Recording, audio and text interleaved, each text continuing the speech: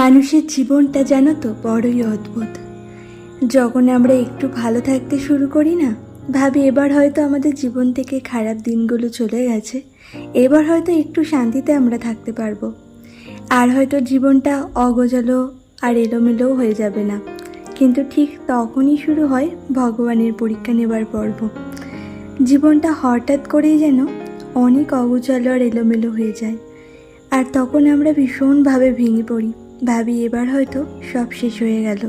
কিন্তু না, যেখানেই আমরা শেষ ভাবি না, সেখান থেকেই কিন্তু আমাদের জীবনে নতুন অধ্যায় শুরু হয়।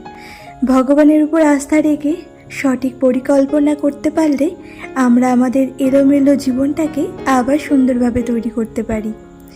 কথায় বলে জীবনের নাম হলো লড়াই, তাই ভেঙে পড়লে হবে না, বরং শক্ত হাতে আর সঠিক পরিকল্পনা করে নিজের জীবনটাকে, আর বিশেষ করে সংসার জীবনটাকে আবার নতুন করে গড়ে তুলতে হবে।